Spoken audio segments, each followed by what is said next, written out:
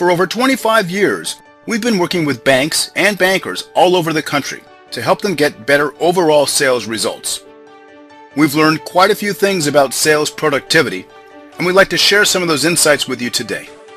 One of the key insights we want to share with you is that sales training alone doesn't produce predictable results. It simply doesn't work.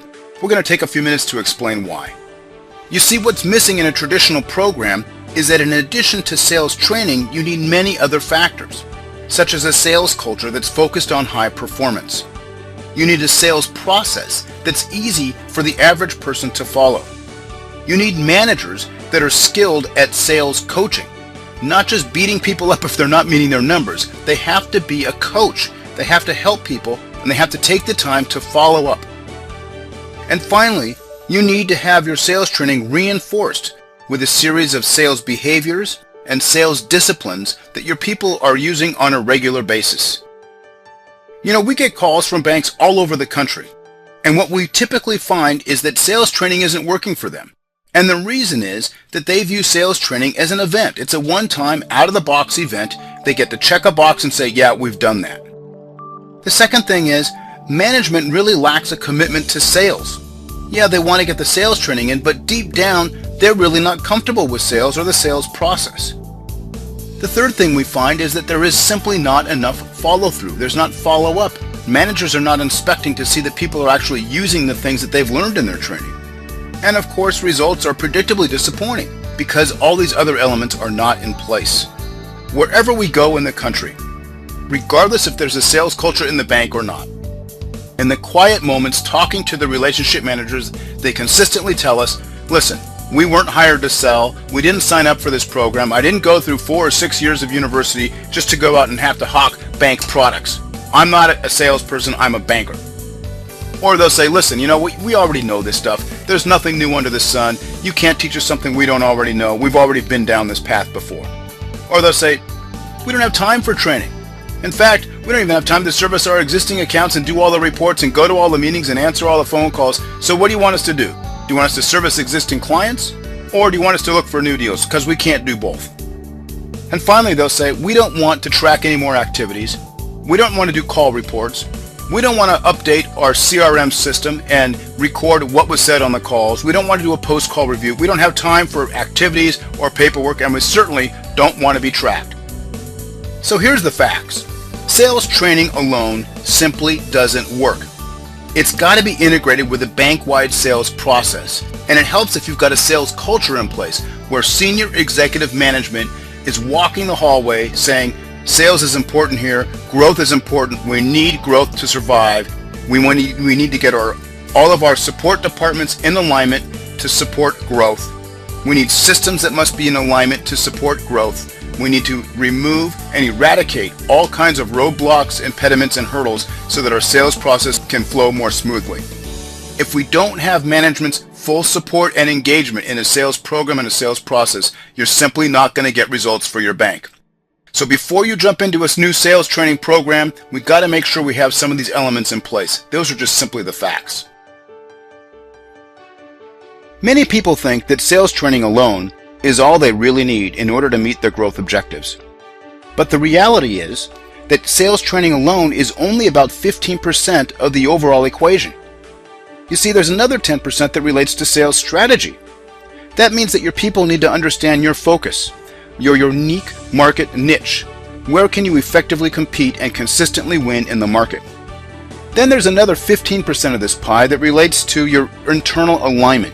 That means your support departments and internal lending groups and operation groups have to be in alignment to support your overall growth initiatives.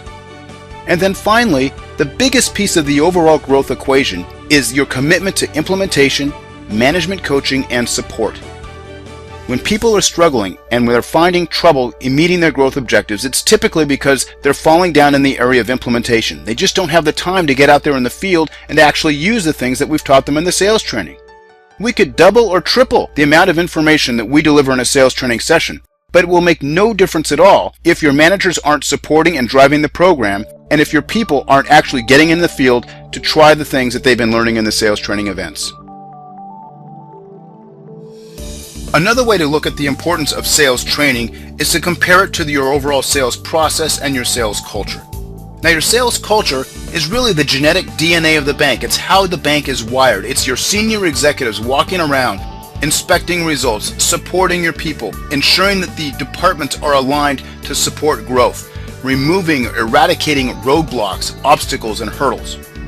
The sales process should be something that's simple and understandable by the average person that's on the street trying to help you grow your bank and retain your clients, sell deeper, cross-sell, etc.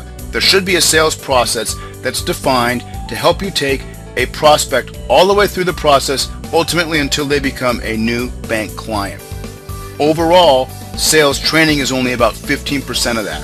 So before we jump into sales training, we have to be certain that you've got a sales process and an overall sales culture resident within the bank. What we've learned over the years is that sales training is not enough. There's got to be a sales process in place that the average person can readily understand and execute on.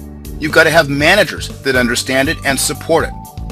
We'd like to spend a few minutes talking to you about the process that we've developed in order to help banks consistently and predictably meet their sales objectives. So let's talk about our 5-phase approach to bank sales productivity. At the base of that approach is that we've got to be certain that your bank has a sales process and a performance culture already in place that is supported by executive bank management. Once we're sure about that, we go into phase 1, which involves some blind surveys with your participants, as well as either some phone or in-face interviews with senior executives that will be involved in the program. We take the results of the surveys and we show those results to executive management because we want to make sure that everybody's on the same page. And based on those survey results, when we contrast those with what you say the objectives are for the overall sales training, we will custom design the modules and the rollout of those modules. So for example, we may get a lot of survey comments that your people are so busy they don't have time for developing new prospects or working with referral sources. So we may roll this out with a recommendation that we start with a time management module. We may decide we want to focus on a client retention module or a referral building module, but those recommendations will all be based on the results of our blind survey. Then we move into phase 2. Phase 2 is a sales manager training. This is the crux of the program. We want to ensure that the sales managers totally get it, that they're on board, and they are committed to this process. That's going to take at least 60 days of training just the managers. Once we get the managers on board, we move into phase 3, which is the formal sales training program, which will involve the managers as well as all the participants. About a year out or so, we're continuing to work with implementation, supporting the managers, providing tracking and results, and working to ensure that people are consistently following up and following through with the program activities and the sales behaviors that they've learned in the training. And then we have an ongoing support and reinforcement to make sure that things are consistently being focused on the sales activities, approaches, behaviors, and disciplines that we think people should be engaged in on a weekly basis. There's simply no debate. Weekly reinforcement is vital to the success of your sales training initiative. The way that we ensure that that reinforcement takes place is that we have an implementation tool called banksales.com. What you're looking at now is the homepage of banksales.com. It will help keep your people focused on a weekly basis. In addition, it's going to be providing management reports on adoption rates, usage, and overall results. We're going to be spending a few minutes going over various pages on banksales.com to show you how we use this as an implementation and reinforcement tool. All of our training materials are located on banksales.com, and there's a lot of different ways that people can access those materials.